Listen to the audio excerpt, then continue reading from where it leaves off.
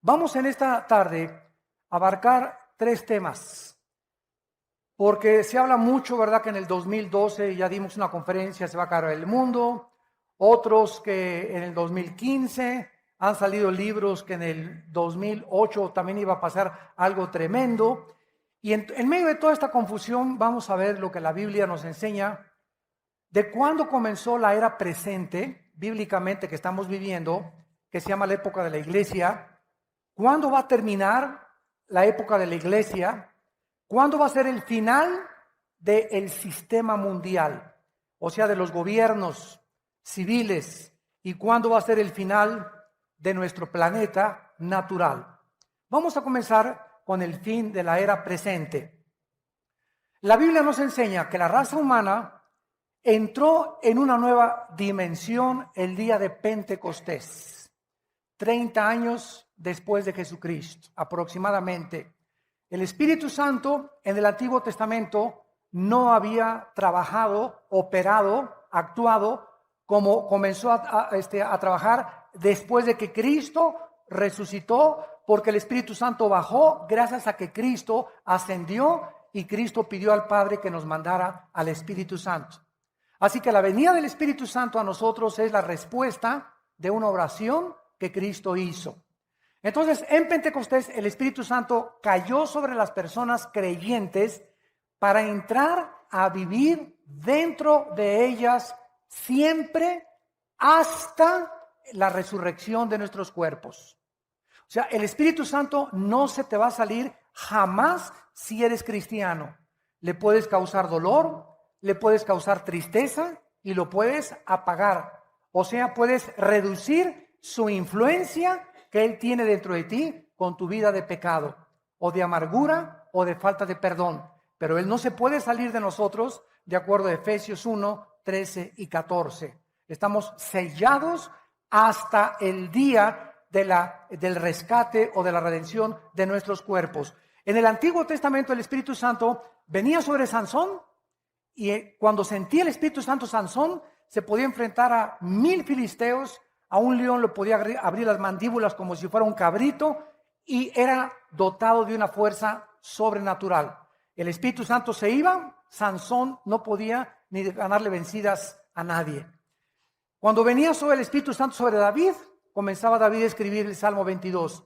Dios mío, ¿por qué me han desamparado? Sobre mi ropa echaron suertes. Mi corazón ha sido deshecho como la cera. David comienza a escribir los salmos proféticamente sin que él supiera que estaba escribiendo algo que vendría 1000 años después, siendo inspirado por el Espíritu Santo. Cuando los profetas escribían inspirados por el Espíritu Santo, y el Espíritu Santo se iba de ellos y bajaba, subía y bajaba. No estaba permanentemente en la tierra.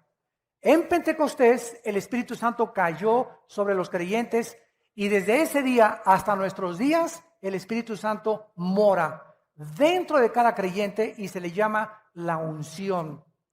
No hay tal cosa como una unción de prosperidad, o como dicen en muchos lugares, voy a ir con un hermano para que me dé una doble unción. Eso lo ves en la Biblia del Mormón, eso lo encuentras en la revista Duda, o tal vez en el Evangelio de Juan Diego.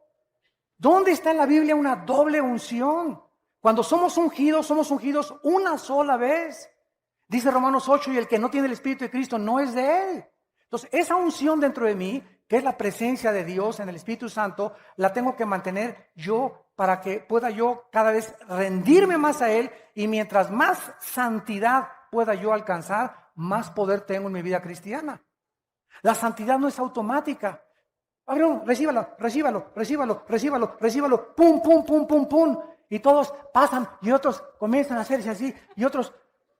Y comienza la iglesia a convertirse, ¿verdad? Ya no en un lugar verdaderamente santo, sino en un lugar de desorden, en un lugar donde la gente, bien lo decía Hitler, estoy convencido que a la gente hay que manejarla por las emociones y nunca por la razón.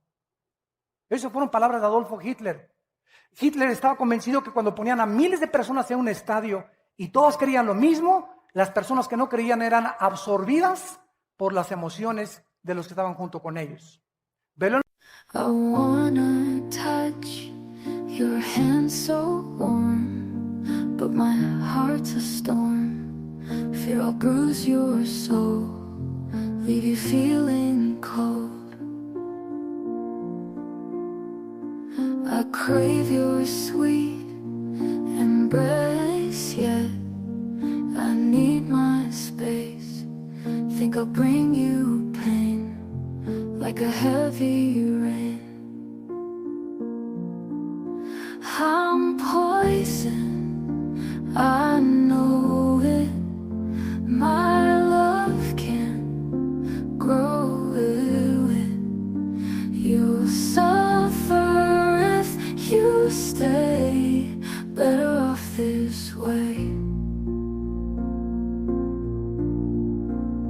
I dream of your eyes every night, but darkness blinds my sight. Afraid of turning gray, you just waste away. I'll be the reason you cry as time passes by.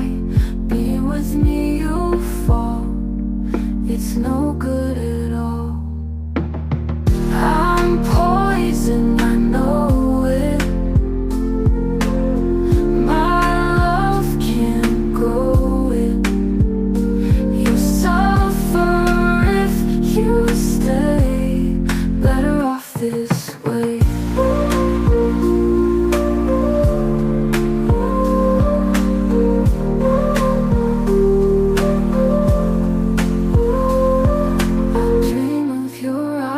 Every night, but darkness blinds my sight. Afraid of turning gray, you just waste away. I'll be the reason you cry as time passes by. Being with me you fall, it's no good at all.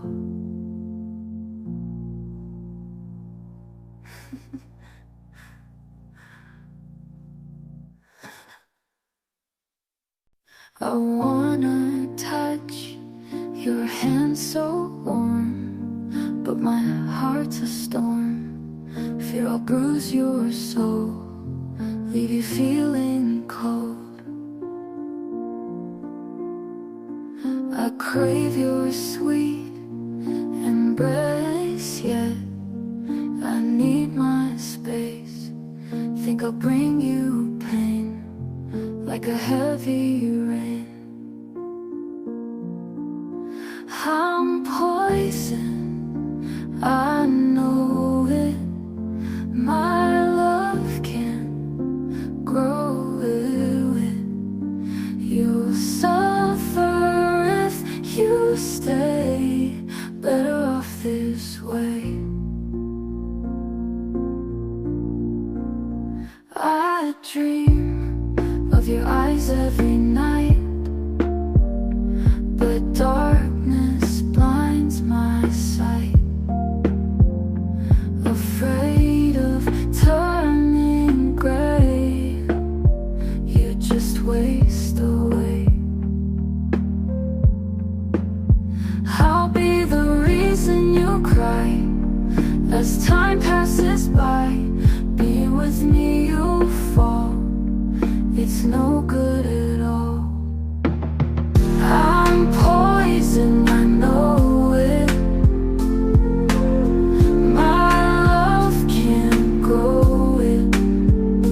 You suffer if you stay. Better off this way.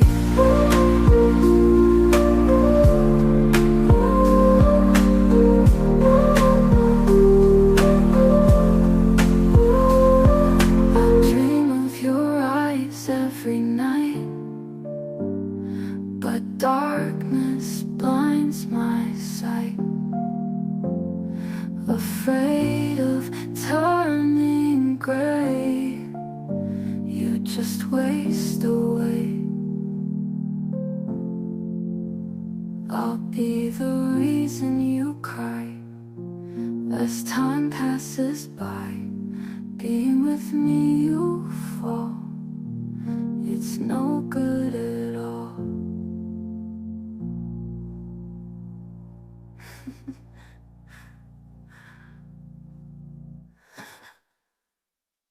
Los grupos de rock.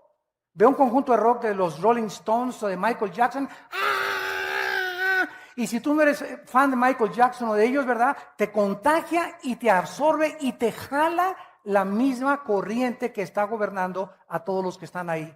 No usan la razón, chillándole. Si pudiera Ricky Martin aventarse, lo encuerarían ahí, ¿verdad? O a los cantantes de rock, porque se vuelven locas las mujeres, y hay hombres que también lo hacen, porque ya no hay razón, ya no piensan, sus emociones los controlan totalmente, porque Hitler tenía razón, el hombre es manejado por las emociones y no por la razón. Por eso triunfaron sus conferencias de él, porque metía en una ola de emocionalismo a la gente, que la gente acababa rindiéndose y creyendo que el Tercer Reich conquistaría el mundo entero.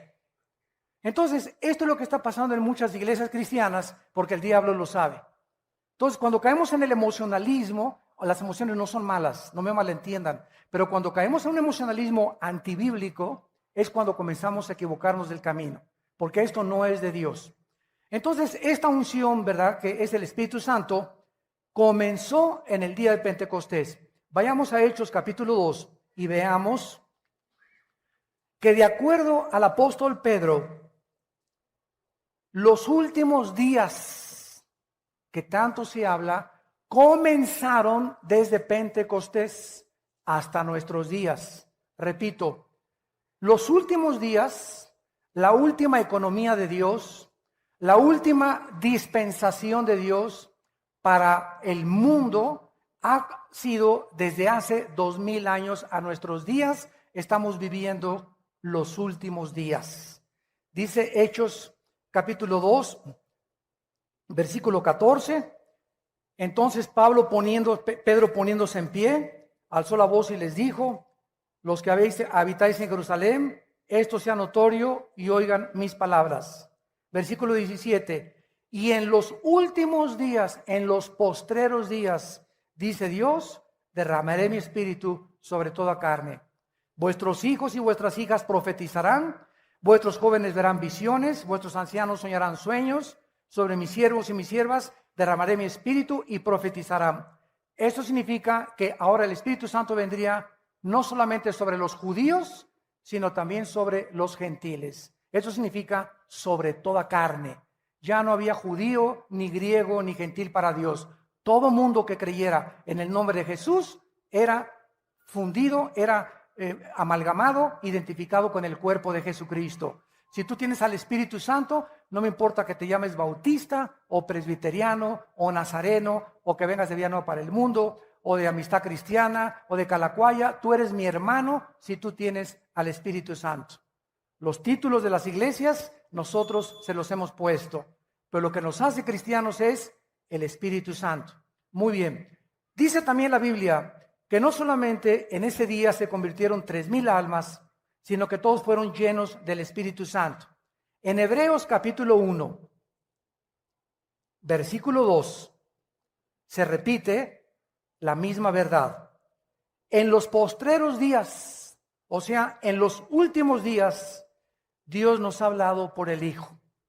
De Pentecostés hasta nuestros días, la última palabra de Dios para nosotros es Jesucristo. Antes de Jesucristo, Dios, dice el versículo 1, habiendo hablado muchas veces, por sueños, por visiones, por apariciones, otros oyeron la voz audible de Dios. Así habló Dios en el Antiguo Testamento. De Pentecostés a nuestros días, Cristo ha traído la última palabra a nosotros. La revelación de Dios, síganme con mucho cuidado, la revelación de Dios ya está completa. Esto se llama la Biblia. La Biblia es la revelación de Dios. Ya no hay más revelaciones, porque la Biblia está completa. Apocalipsis 22, el que le agregue a esta revelación o el que le quite a esta revelación, dice la Biblia, las maldiciones de este libro vendrán sobre su persona. Ahora nosotros no tenemos revelaciones, tenemos iluminación. Ahora necesitamos ser iluminados para poder entender lo que ya está revelado. Ten cuidado cuando alguien diga, tengo una nueva revelación. O el Espíritu Santo me reveló. Tal vez muchos por ignorancia. La palabra es me iluminó. La revelación ya está completa. Ya no hay más revelaciones de Dios. Ya está, lo que Dios tenía que decirnos está en este libro. Ya no hay nada más que Dios nos tenga que decir más que lo que está en este libro. Y el que quiera oír a Dios fuera de la Biblia va a ser engañado. Por eso oyen que profecías, que visiones, que sueños, etcétera, etcétera. Si algo tú oyes fuera de Dios que no está de acuerdo con la palabra de Dios, no es de Dios. La Biblia es la balanza, la Biblia es el termómetro, la Biblia es el barómetro, la Biblia es todo lo que pesa y lo que puede decirnos qué es la verdad. A la ley y al testimonio. Si no está aquí, no les ha amanecido. Este Espíritu Santo entonces cae en los últimos días y dice en Hebreos, igual que en los postreros tiempos, Cristo habló a nosotros y nos ha hablado a través de su palabra. Y finalmente, en Primera de Pedro, capítulo 1, versículo 5, el apóstol Pedro nos dice la misma verdad. Primera de Pedro 1:5. Somos guardados por el poder de Dios para alcanzar la salvación que está preparada para ser manifestada en el tiempo postrero, en lo cual nos alegramos ahora con diversas pruebas, para que, probada nuestra fe, mucho más preciosa que el oro, sea hallada en alabanza, gloria y honra cuando sea manifestado Jesucristo. Versículo 20. Ya destinado desde antes de la fundación del mundo, pero manifestado en los últimos días. Concluimos pues que los últimos días son desde la venida del Espíritu Santo hasta que Cristo regrese. Estamos viviendo en los últimos días que han durado 2000 años. Antes de la muerte de Cristo, vivimos los tiempos de la ley. La ley fue dada por Moisés. Ahora es el tiempo de los gentiles o el tiempo de la gracia de Dios. En el año 586 antes de Cristo, Nabucodonosor llegó a Babilonia y conquistó a los judíos por primera vez en la historia y se los llevó a Babilonia. Y desde ese año hasta nuestros días se llama el tiempo de los gentiles, que está atravesando el tiempo de nosotros, los últimos tiempos, porque hasta que Cristo regrese, los judíos no van a tener gobierno, no van a tener adoración, no van a reconocer al Mesías. Cristo le llamó en Lucas 21:24 el tiempo de los gentiles. Y nuestra época va a terminar ¿cuándo? ¿Cuándo se acaba la iglesia? Cuando seamos arrebatados. Primera de Tesalonicenses 4:13-17. Cuando Cristo venga en el aire y seamos nosotros sacados de nuestro cuerpo, vamos a ser transformados en fracciones de segundo, nos vamos a reunir con Él en el aire y nos vamos a ir con Él al cielo, a las bodas del Cordero, y vamos al tribunal de Cristo para ser recompensados, mientras en la tierra va a atravesar la gran tribulación, la ira de Dios. Hasta que la iglesia esté en el mundo, el Espíritu Santo operará como está operando ahorita. Cuando la iglesia sea sacada del mundo, el Espíritu Santo claro que va a seguir en el mundo porque Él es omnipresente, pero va a actuar solamente sobre 144,000 judíos que van a ganar a otras personas también para Cristo o para el Evangelio de Dios, y los que se conviertan en la tribulación van a ser guiados también por el Espíritu de Dios. Pero la iglesia desaparece totalmente en el tiempo de la gran tribulación. Cuando termina la gran tribulación, terminan los sistemas mundiales. Todas las sociedades del mundo, desde Adán hasta nuestros días, han intentado, operado, experimentado con diversos gobiernos. Llámese nacionalsocialismo de los nazis, comunismo, socialismo, democracia, etcétera, etcétera. Los seres humanos han intentado gobernar a los seres humanos. Y todos los sistemas humanos han sido caracterizados por la injusticia, la ambición, la avaricia, las guerras y la violencia. Todos han sido corrompidos y todos han tratado de explotar a los demás. Si tú criticas a tu gobierno, que tu gobierno te explota, ustedes que no ven por la televisión, no te critiques a tu gobierno porque tú explotas a tu esposo. Si tú a tu esposa no le das un día de descanso y no la tratas como una reina, la estás explotando.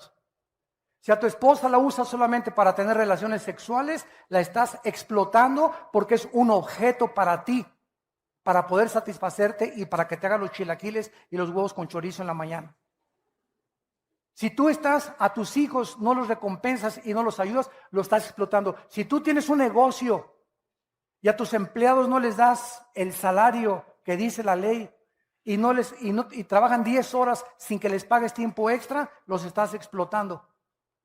Esta es la naturaleza humana. Buscamos siempre a los demás para poder enriquecernos nosotros. Y cuando eso sucede es cuando se corrompe la sociedad. Cuando comenzamos a echar a perder absolutamente todo. Dice en Santiago capítulo 4, versículo 1 y 2. Santiago capítulo 4, versículo 1 y 2. Esta verdad.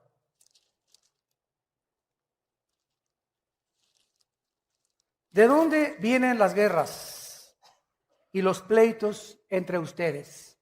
Bueno, unos le echan la culpa a la economía, otros le echan la culpa a la mala educación, otros le echan la culpa al gobierno, etcétera, etcétera, pero el problema somos nosotros.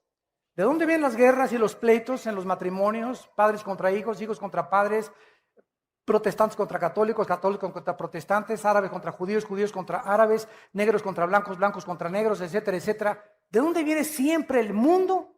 Los conflictos, que dice la Biblia, de nuestras pasiones.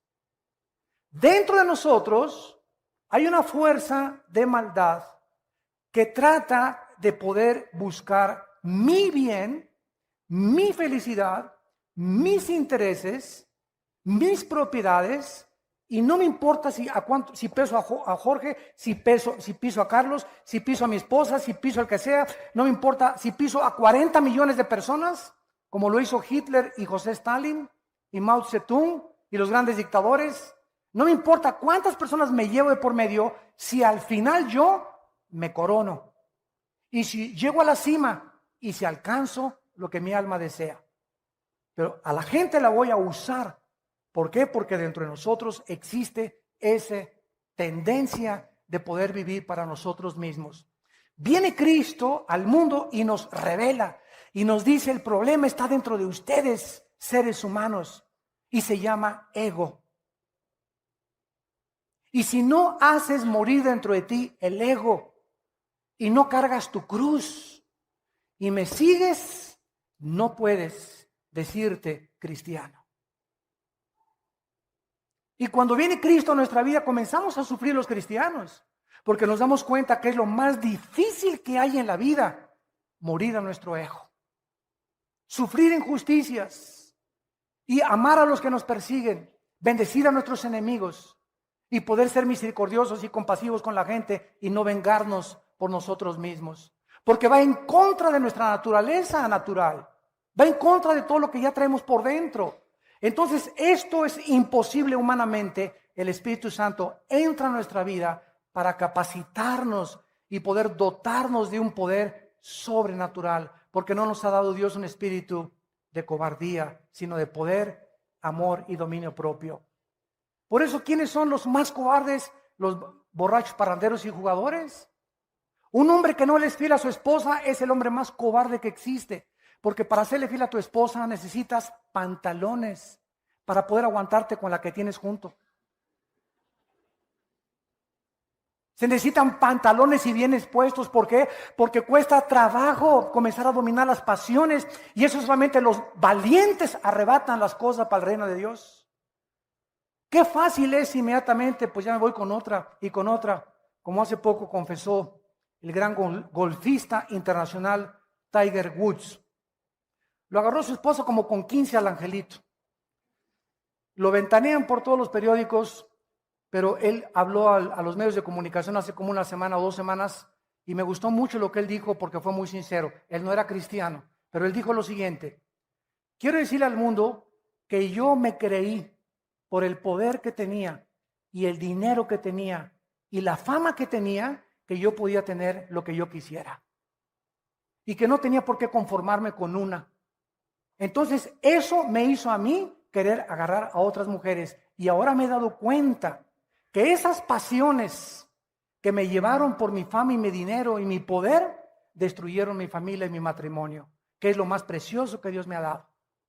El muchacho se metió no sé con quién, ¿verdad? Dicen unos que ya se hizo cristiano, otros que no, yo no sé, ¿verdad? La verdad, pues la cuestión es que regresó con su esposa, está volviendo otra vez a los campos de golf y está volviendo otra vez quebrantado y entristecido por haber ofendido a Dios. Miren la diferencia entre otra artista de cine que acaba de ganar un Oscar, Sandra Bullock, con la película del negrito que adopta ahí en su casa, que se las recomiendo, la vimos allá en una iglesia cristiana, nos la recomendaron. Es una gran película que acaba con el racismo. Esta muchacha, Sandra Bullock, le dan el Oscar y saliendo del Oscar de Hollywood le dicen que su esposo se han dado como con 15. Se casó con un fabricante de motocicletas que se llama, bueno, me recibo el nombre. Entrevistan a este hombre y le preguntan que por qué adulteró con Sandra Bullock. ¿Saben lo que contestó? Porque pues yo soy adicto al sexo. Y ella estaba muy ocupada en los estudios y no tenía tiempo para mí. O sea que el angelito cree que el matrimonio es, aquí la tengo que tener noche y día. Se me antoja a las 3 de la tarde, a las 5 y a las 8 me echo el clavado. O sea, se casó con un objeto verdaderamente. Él no sabe, ¿verdad?, que muchas veces vamos a estar separados y qué voy a hacer cuando me separo de mi esposo 1 semana, 2 semanas, 3 semanas, porque soy adicto al sexo, voy a cometer adulterio. Qué cobardía de persona, ¿verdad? La pobre muchacha, esta artista de cine, la tuvieron que internar a un hospital psiquiátrico casi 1 semana, que le dio el patatús de saber nada más que ganó el Oscar y perdió su familia. Pero así es el mundo que estamos nosotros viviendo todos los días. Y otros artistas ya se han descarado completamente, están diciendo, ¿verdad? Yo soy homosexual, ¿y quién? ¿Y qué? ¿Verdad? Diciéndole al mundo, ¿verdad? Quiero decirles, ¿verdad?, que esto es natural, esto es normal, y todos como es, representa un ícono de todo lo que es la fama y el poder, todos, ¿verdad?, los que lo siguen, pues si él es, entonces no tengo por qué avergonzarme yo también. Y el problema está que el diablo quiere que lo acabemos aceptando como normal. Que la sociedad, al ver, pues ese artista y ese desfile y esta persona y este comentarista y este político, y comenzamos a vernos rodeados de gente rara, la gente lo acepte como normal. Y crean que es normal ya también los matrimonios gays, cuando a los ojos de Dios es una abominación y los homosexuales no heredarán el reino de Dios. Dios ama a los homosexuales que me están oyendo y a las lesbianas las ama Dios. Pero Dios te dice que te arrepientas porque es antinatural. Para que tú puedas vivir una vida natural, tienes que vivir de acuerdo a las leyes de Dios.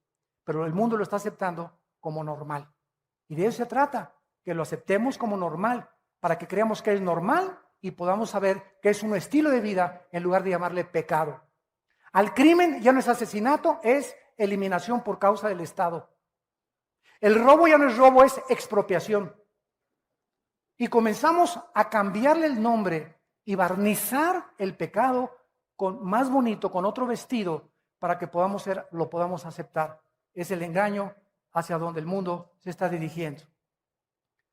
Dice aquí en Santiago 4 que las pasiones combaten dentro de nosotros, codician y no tienen, matan y arden de envidia, no pueden alcanzar, combaten y luchan, pero no tienen lo que desean porque no piden, y cuando piden no reciben porque piden mal para gastar en vuestros deleites. Yo regularmente cuando tengo tiempo, casi siempre acabando el servicio me voy al aeropuerto. Discúlpenme muchas veces que no tengo tiempo para ministrar. En el primer servicio sí ministro a mucha gente, pero mucha gente que viene conmigo a saludarme, a ministrarme, llegan y me dicen, hermano, ¿me echa la bendición? ¿Cuántos años tienes, hermana, en Cristo? Pues ya tengo como 15 años. ¿Cómo que écheme la bendición? ¿No quiere que también le eche agua bendita, le digo? O hermano, fíjese que con un rollo, le digo, hermano, ahorita estoy saludando a la gente. Si quiere usted consejería, no se la puedo dar en un minuto. Aquí tenemos a los pastores entre semana, tenemos las oficinas aquí en el sur para dar consejería. Haga una cita con los pastores, con las edecanes, y aquí damos las pastoras y los pastores consejería entre semana. Usted necesita sentarse 40 minutos, una hora con un pastor o con una pastora para atenderla. En 30 segundos no le puedo resolver el problema. Y por eso te dicen, échame la bendición para que me vaya bien. Eso es paganismo, ¿verdad? Eso es superstición. Es como cuando metes un gol,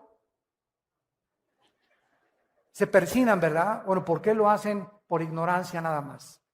Es una crítica constructiva porque no saben que al hacer esto, ¿verdad? Ellos están diciéndole gracias, Señor, bueno, por lo menos gracias a Dios, ¿no? Y al salir de la cancha también la persinada, diciendo que me vaya bien, ¿verdad, Señor? No me importa si engaño a mi esposo, no me importa si soy adúltero, no me importa si estoy robando, pero échame la bendición, Señor. Ese es el mundo que vivimos de ignorancia. Dice en 1 Timoteo 6:10, raíz de todos los males es el amor al dinero. ¿Qué corrupción hay ahorita en la iglesia? El amor al dinero. Los ministerios están mandando esta clase de sobres que les enseñé, pidiendo dinero con una unción de prosperidad. Imagínense nada más. Me mandas un sobre, oro por ti y en un año no tienes pérdidas en tu negocio. O sea, una fe inmediata. Un camino inmediato a la santificación.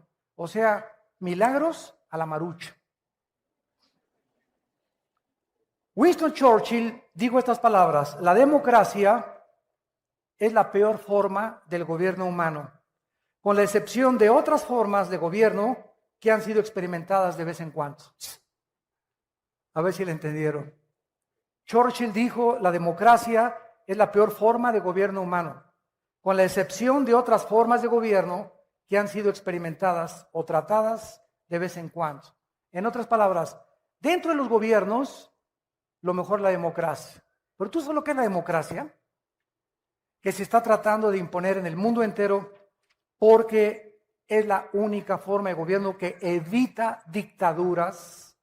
Es la única razón por la cual se apela a la democracia. Pero ¿sabes qué es la democracia? El gobierno del pueblo. Demos, pueblo, kratos, poder o gobierno. Democracia significa que el pueblo gobierna, no yo el presidente, ustedes gobiernan. Y si a ustedes les gusta la homosexualidad, nosotros la legislamos. Si ustedes van a favor de que se hace un censo, que se legalicen las drogas, los legisladores legislamos porque el pueblo, hay que darle lo que el pueblo quiere. ¿Ustedes creen que eso es gobierno? Imagínense las iglesias, que haya democracia en las iglesias. Pues votamos que ese pastor no nos gusta. Sáquenlo. O nos aburre. O que hay iglesias, yo conozco, que votan para ver qué pastor ponen. Se llaman nicolaitas. Iglesias gobernadas por el pueblo y no por un grupo de líderes. Y en la iglesia no hay democracia, hay teocracia. Es el gobierno de Dios. Las iglesias donde 2 o 3 familias, porque pusieron el techo, y la familia Pérez puso la pintura, y la familia Díaz le regaló al pastor el terreno, entonces ahí se sienta la familia Díaz, y el pastor habla contra el adulterio. A ver, venga para acá, don Filemón. A mí no me gusta hoy que predicó, ¿verdad? Bájale 3 rayitas, Acuérdense que yo le di el terreno, ¿verdad? Créanmelo, que está pasando en muchas iglesias, donde familias gobiernan al pastor por los diezmos. Y cuando un pastor, por miedo a correr a don Pancho Pistolas, por adúltero y por todo lo que está haciendo, porque se van los diezmos, porque él es el que más dinero tiene, y el pastor comienza a dudar de sacarlo de la iglesia, hasta que no se arrepienta por medio de los diezmos, el pastor ha prostituido su ministerio. Inmediatamente el Espíritu Santo entre ese pastor se oprime, se comienza a apagar, porque ese pastor está considerando la opinión de los demás y los beneficios externos que lo que dice la palabra de Dios. si nosotros fuéramos guiados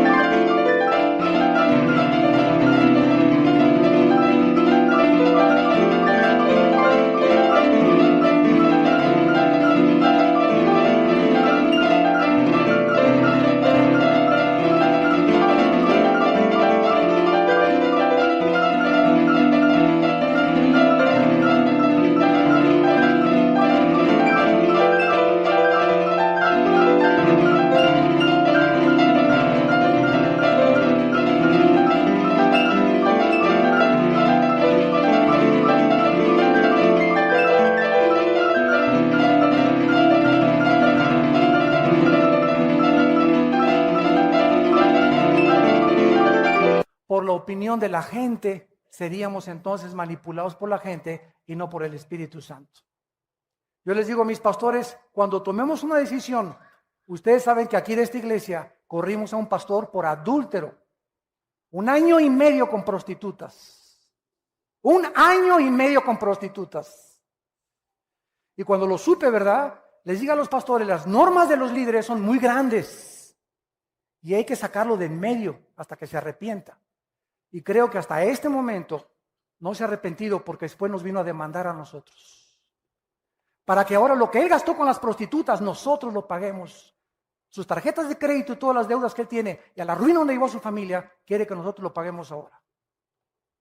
Pero cuando nosotros no hacemos eso, a nosotros Dios nos juzga. Pero hay mucha gente, falta misericordia, no, hay misericordia. Nosotros le dijimos a este hombre, si tú en 1 año te rehabilitas, vamos a ayudar a tu esposa y a tus hijos, pero si tú te levantas, te reinstalamos en el ministerio. Pero demuestra que estás arrepentido. A los 5 días que lo exhortamos, nos fue a demandar. A mí me demandó penalmente, como una venganza personal. O sea, lo creemos sinceramente que ni siquiera tenga a Cristo en su corazón. Miles de pastores que están infiltrados, no solamente con nosotros, en otras iglesias.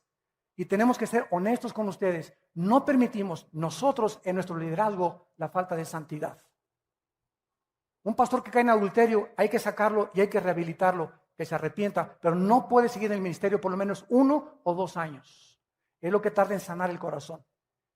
Son muy elevadas las normas del ministerio y la santidad que Dios nos pone. Y hay otros que apapachan el pecado y lo consienten y por eso no pueden prosperar. Pero que tenemos que tener una conciencia delante de Dios para que Dios pueda bendecirnos y podamos darles cuentas a ustedes de las cosas que hacemos en las decisiones que tenemos que tomar. Cuando tomamos decisiones que son por Dios, no nos importa lo que diga la gente. Mientras sepamos que es Dios y la Biblia la que nos apoyan, no tengamos los líderes temor de las opiniones de la gente, porque siempre habrá gente que hable mal de nosotros, que nos juzgue, que nos malinterprete, que nos critique, pero nosotros sabemos que este libro es nuestra guía y tenemos la conciencia limpia delante de Dios. Y si las normas de la santidad no se elevan en la iglesia, el pueblo se comienza a pervertir. Josué, dile a Can que con toda su familia fuera de la iglesia.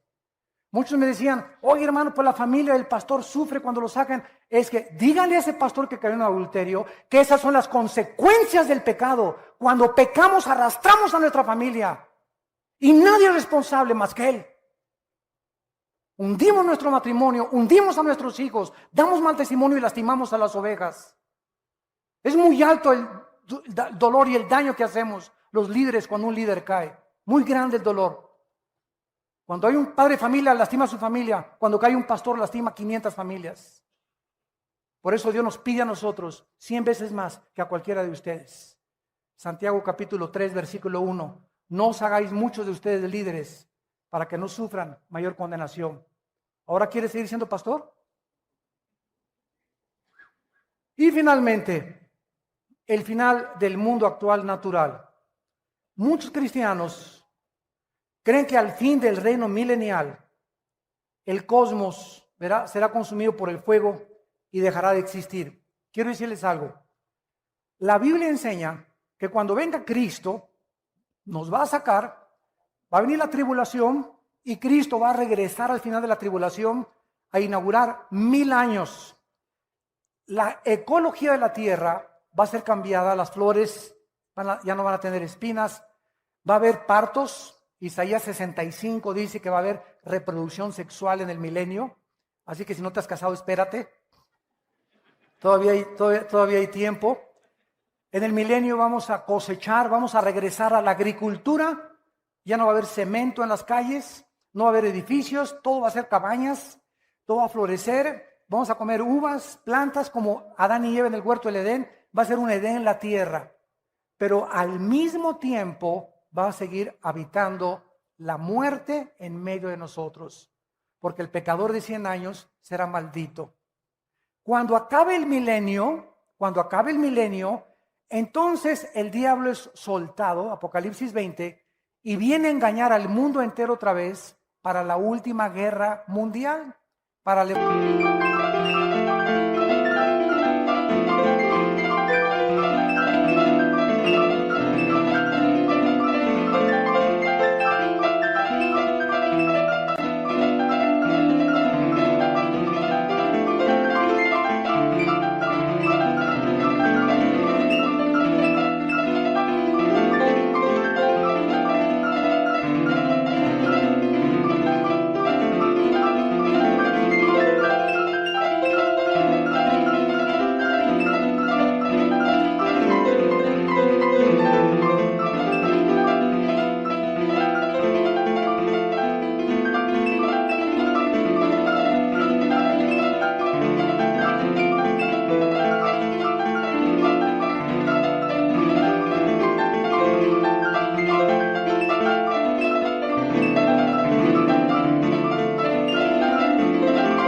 a todos y asaltar Jerusalén, donde está Jesucristo gobernando con el rey David.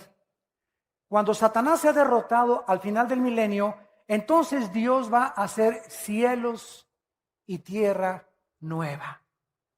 Y entonces dice Apocalipsis 22, y ya no habrá maldición, porque el último enemigo que será vencido será la muerte.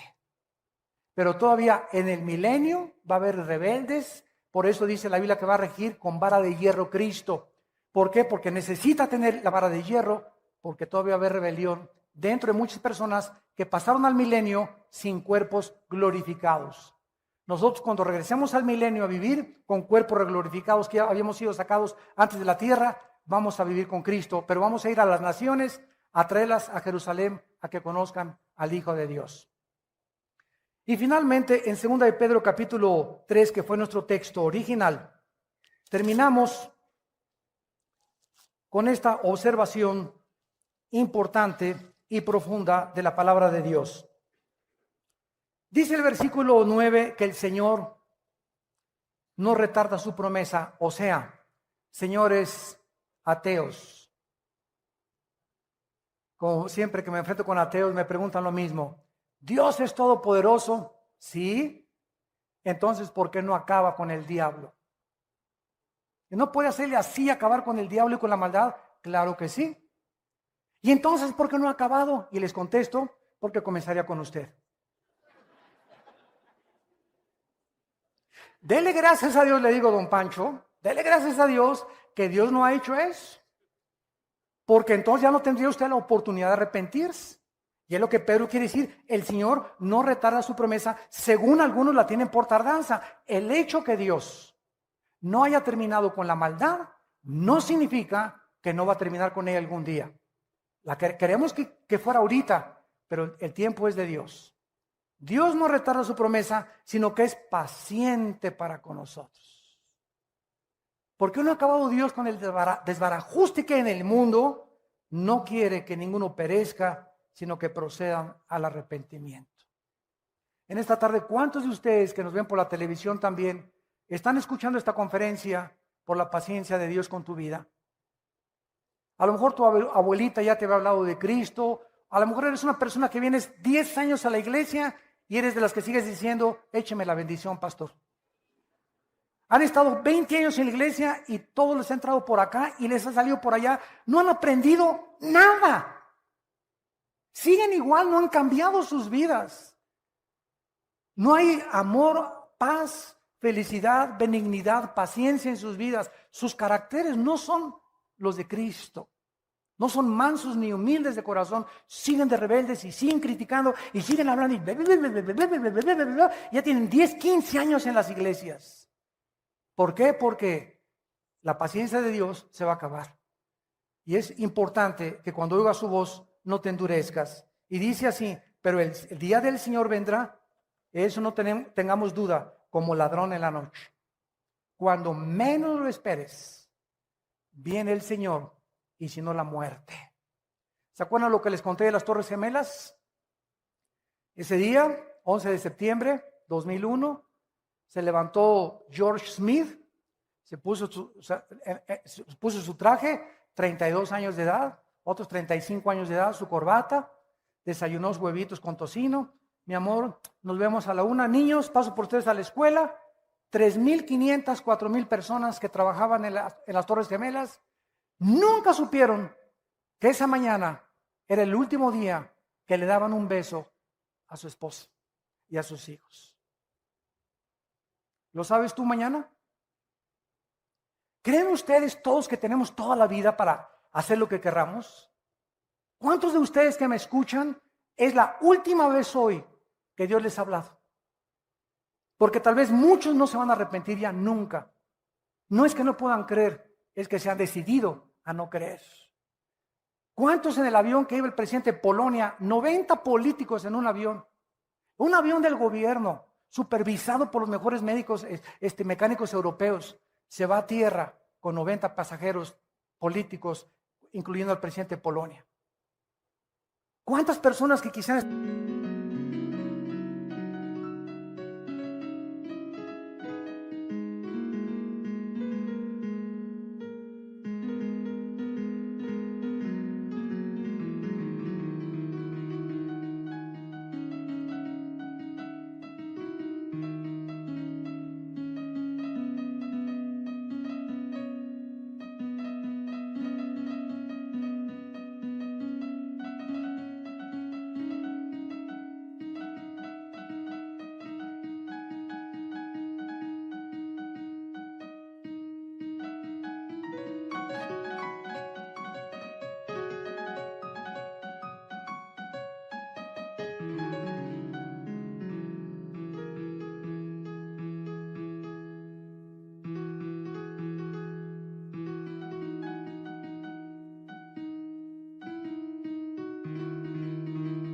están en sus hogares, de repente están en el aeropuerto de Londres ahorita, tienen una semana que no hay aviones, no hay transportación en Europa a ningún lado.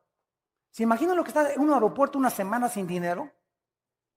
Durmiendo en el suelo con la maleta como cojín, y tú que tienes tu cama king size todos los días, y tu queen size.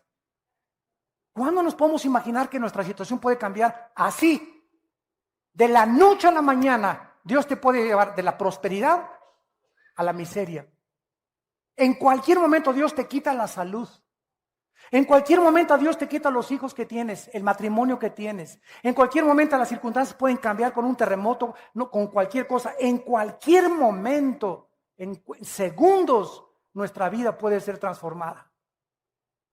En cualquier momento te pueden decir, usted tiene cáncer terminal. Y de repente tu vida desde ese momento cambia para siempre, porque ahora sabes que tienes tu vida contada. Por eso cuando oigas su voz no te endurezcas. Abre tu corazón al Espíritu Santo. No estamos en Reino Aventura ni en Disneylandia, es un mundo ocupado por el pecado y por la maldad que necesitamos ser fieles hasta la muerte. Necesitamos luchar y contender por la verdad, por la santidad, por la justicia, por la verdad. Pronto viene la persecución en el mundo contra nosotros. Démosle gracias ahorita que les anuncié en la mañana que ya vamos a estar en el Auditorio Nacional dando conferencias. Y el gobierno nos ha abierto las puertas para aquí estar en el Auditorio Nacional, en el Estadio Azteca. Ya se nos abrieron las puertas. El gobierno está dando cuenta que nosotros, después de 32 años de ministerio, pueden confiar en nosotros.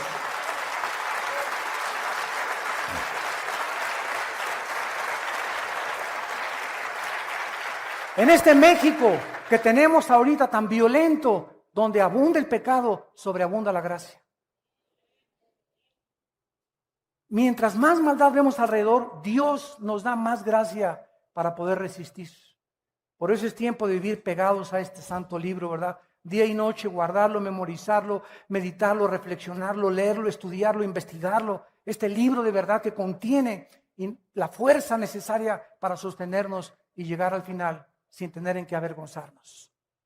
Dice 2 de Pedro, el Señor no retarda su promesa, ha sido paciente contigo, conmigo y con todos los seres humanos, pero ya viene el día como ladrón. Cuando menos lo pensemos, el Señor viene y el mundo será hundido. Si ahorita crees que está sufriendo el mundo, no te imaginas en la gran tribulación. Puesto que todas estas cosas han de ser deshechas, considerando que si no viene Cristo mañana, tú puedes morir mañana, o yo puedo morir mañana, o tú la semana que entra, considerando que tenemos todos que morir, ¿cómo no debemos andar en santa y piadosa manera de vivir? Que te levantes cada mañana y digas, Señor, yo no sé si este es el último día, pero te alabo y te adoro. Dame oportunidad de hablar de ti. Señor, límpiame. Padre Santo, se me está acabando el amor por mi esposa. Dame amor por mi esposa, Padre, porque yo tengo que, es una responsabilidad. Mis emociones las voy a crucificar. Yo voy a amarla y voy a hacer lo posible por que tú me des ese amor sobrenatural, o por mi esposo, o por mis hijos, etcétera, etcétera. Aléjame de la pornografía, Señor. Quítame esas amistades. Si no nos sinceramos delante de Dios y no le contamos a Dios lo que somos porque Él lo sabe, de todas maneras, Dios no te puede ayudar. No vengas con el pastor, écheme la bendición. Yo no soy Dios. Yo te puedo decir, hermana, mire, lea esto es lo que dice, pero el que te cambia es Dios. Los pastores no somos dioses. Yo no cambio, ningún pastor puede cambiar tu vida. Ni el papa, ni el arzobispo, ni el monseñor, ni el pastor, ni pare de sufrir, ni nadie. Nosotros podemos decirte solamente cuál es el camino. El que te cambia es Dios. Tu problema de tu matrimonio es Dios el que lo va a arreglar. Tu vida la va a cambiar Dios. Tus hijos los va a cambiar Dios, no nosotros. Maldito el que confía en el hombre, dice Jeremías 17. No confíes en que yo voy a cambiar tu vida y tu matrimonio porque échame la bendición, ore por mí, hermano. Lo voy a hacer, pero el que va a encargarse de tu vida es Dios. Levanta antes los ojos al cielo a venir conmigo con un pastor y pídeselo a Dios antes. Y llórale a Dios, no le llores al pastor, llórale a Dios. Derrama tu alma delante de Dios, no dice delante de los pastores. Para que tú puedas entender que tu relación es con Dios.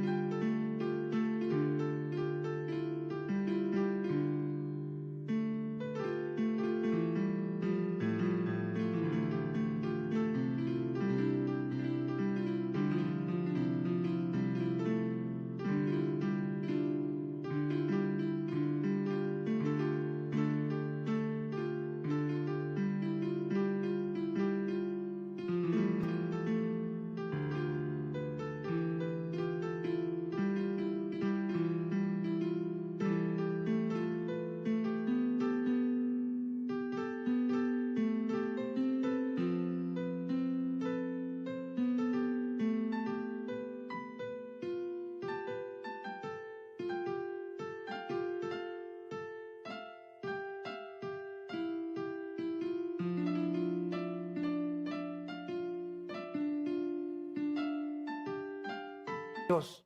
Nosotros solamente les decimos, esta es la Biblia, esto dice Dios, este es el camino. Pero ¿quién va a cambiar tu vida? Dios. Esperando y apresurándonos para la venida del día de Dios, en el cual los cielos encendiéndose serán deshechos, los elementos siendo quemados se fundirán. ¿Cómo terminará? La tierra, la creación original, terminó con un diluvio. Después vino la recreación, Génesis 1, del 3 en adelante, y el mundo ecológico terminó con el diluvio de Noé. De Noé a nuestros días, los cielos y la tierra permanecen iguales.